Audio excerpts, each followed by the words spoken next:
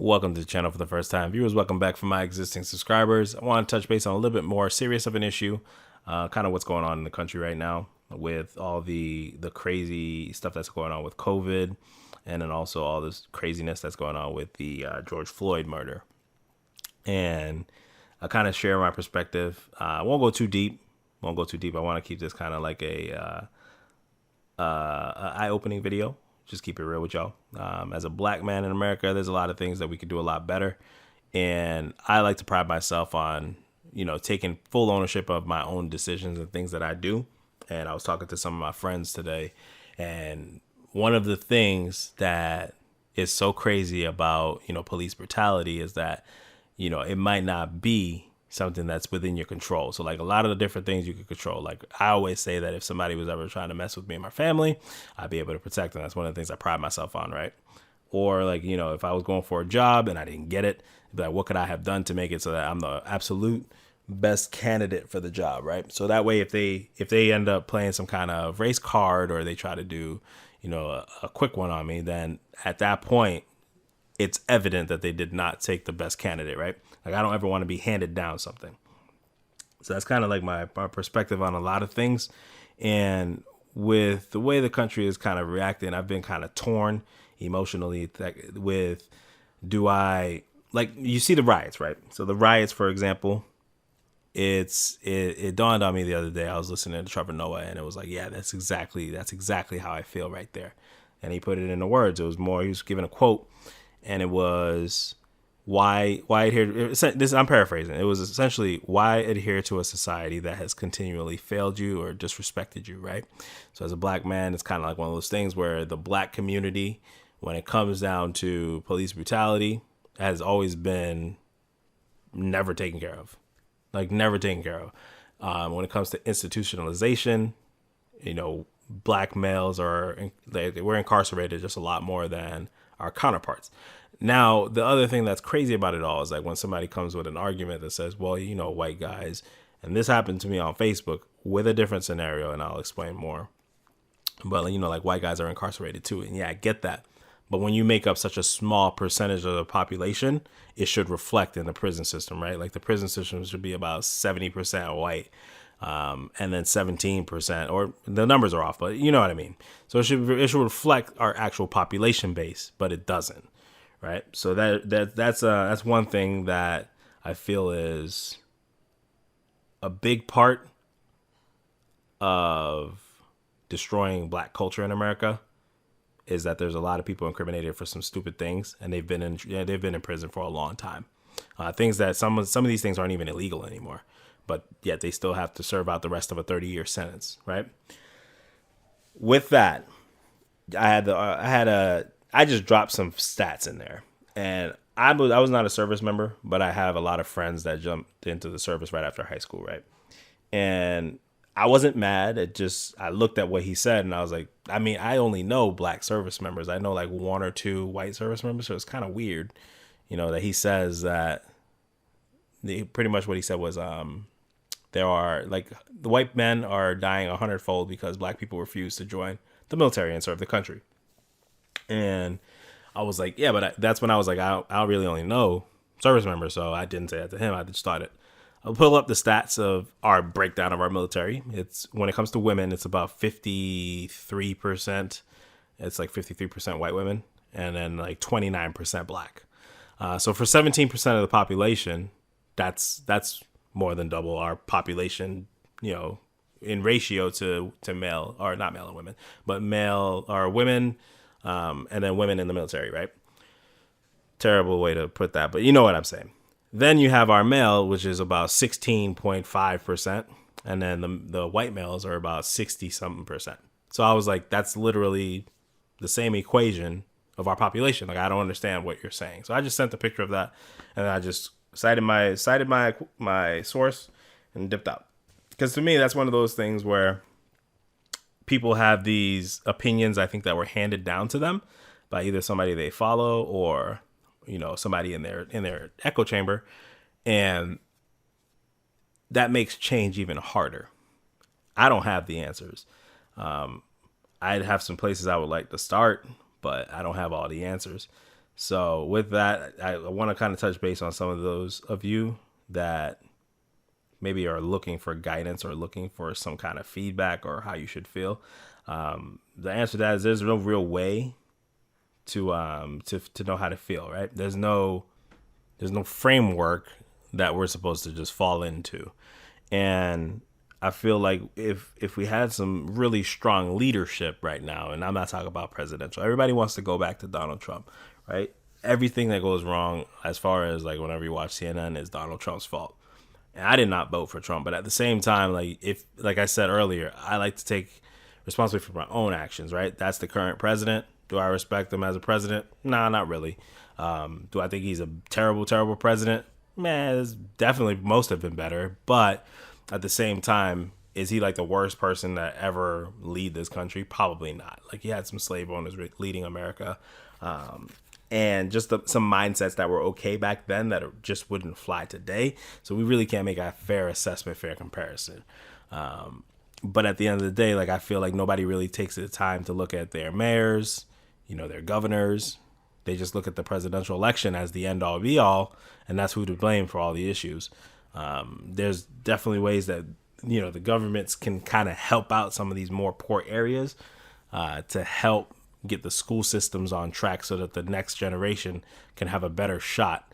Creating some STEM programs, teaching people about banking when they're young. So that's some of the things that I was lucky because my mom was really big about making sure that I understood like how a bank account worked and how to balance a checkbook. So for me, it was something that was pretty simple. But I know a lot of people that never got that education until they opened their first bank account. Don't understand what credit is. I had to learn what credit is on my own. So if anybody ever wants to talk about credit and how to build it, I can kind of give you some pointers. I'm not a financial advisor, but I've been on both ends. I've been on the poor end of credit where everything is more expensive because you have poor credit and you can't get approved for loans. Like you might need to get a new car and they just tell you no, or they tell you pretty much you got to put down like half of the cost of the car, which at that point you could have just purchased a car, right? So teaching people about credit, teaching people about, financial health, right? And just growing the financial education resources that are out there so that people can help themselves. So that's some of the things that I feel like would help. And then there's just these unintended biases that people have. Some people that, let's say you're a white person and you've never met a black person before, you might think that person is going to be like the people that you see on TV, right? Like I used to always, like people would talk to me and say, you talk white. Like, what the hell is talk white, though? There's no such thing as talking white. I'm speaking English, right? So that's where I grew up. It was kind of like one of those things where if you didn't talk like you were from the hood, then it was one of those things where you spoke like a white person. And to me, that never understood that. That never connected with me. English was my second language. I learned how to speak English in school. And it's just like, I don't understand why, as a young, like 8-year-old black boy, I'm being told that I talk white. It's like, I don't know. I just speak English. So that's another thing. The perceptions and the prejudices that pop up, even within our own community, kind of when you're dealing with it, you get blinded to other people's stripes and issues. So it's just a humanity thing, man. And I hate being a negative person. So like I'm a super, super upbeat, positive person. So when I see some things, it's kind of like, damn, like there is no real like positive spin to certain aspects, man. Some shit just sucks, right? Like some shit's just terrible, right? So George Floyd pretty much got murdered. Dude put his knee on his neck for like as long as this video has been going, his knee was on his neck pretty much. And that to me is just insane. That was pretty much murder and no one else stopped him. So it was just like, if you and I did something like that, we'd definitely be in jail. Like we would have just gone straight to jail. And the fact that the other 3 officers are just only fired. Now, I'm not saying they need to be charged with murder directly, but at some point, like we would have gotten charged with murder directly. They wouldn't have even cared. They'd have been like, look, you were part of this crime and you were there too. Yeah, charge them out with murder. If one of y'all wants to make a deal, we'll listen, so they can get that conviction a little bit more easily. But the police brutality in this country is, and sorry for the scattered video, man. My mind like races and thinks about like 1,000 things. I know I was talking about the rioters earlier, but the police brutality in this country has got to change. And a lot of it is aimed towards black and brown men. So that's just one of the saddest parts of being an American. I love the country, but as a country, we need to grow, and we need to grow much faster, right? Like when I was a kid, there was still some of the same issues from the 90s, the late 90s are still going on today. And that's just like, dude, it's 2020 now. Like, I don't know. It's just, it's a very difficult situation that we're all in. And I don't know the answer, man. I don't know the answer. And when I look at the rioters, there's that part that, like I said, society failed this specific group of people.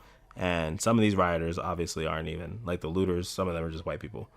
Like there's that meme of the kids stealing Legos. Like I was like, what the fuck is that?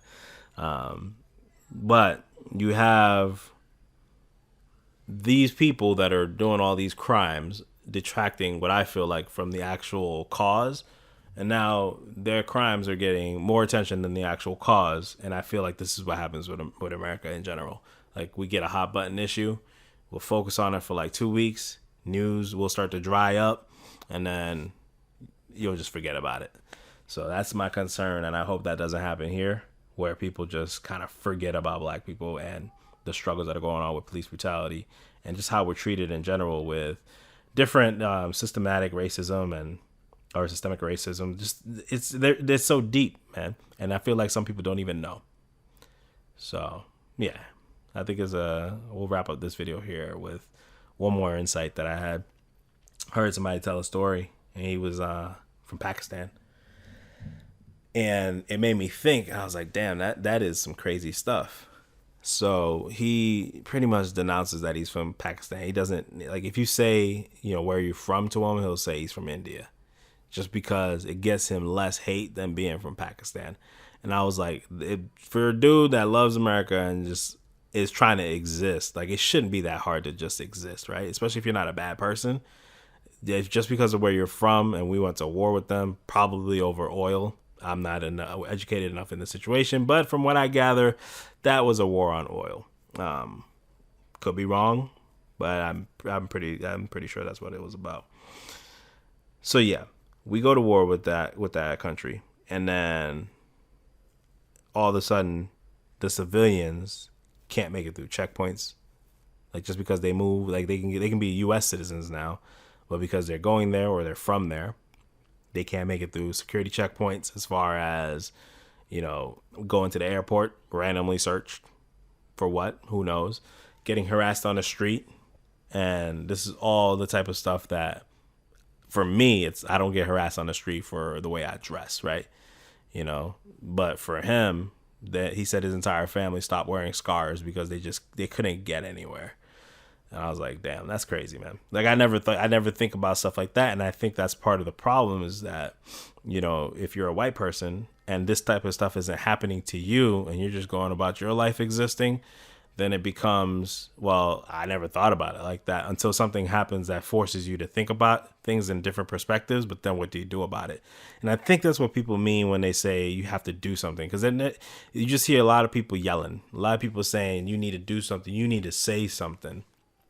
But no one's really telling you like exactly what you should be doing or what you should be saying. Because at the end of the day, like if you were to tell somebody that, yeah, this is how you be an ally to black people, it's like not necessarily, because just because this person is black does not mean that they don't think for themselves, have their own opinions of things, how things should be done.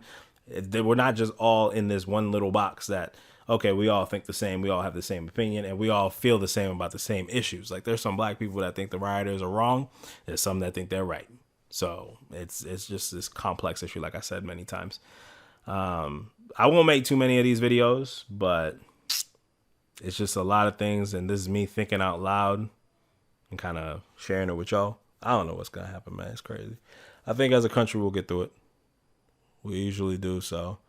But I'm just hoping that the same passion we have now, we kind of keep it going, and then we get some real change going. So yeah, that's where I'm at. That's why I end the video. You guys be easy though. I'll catch you in the next one, and yeah, you guys be easy.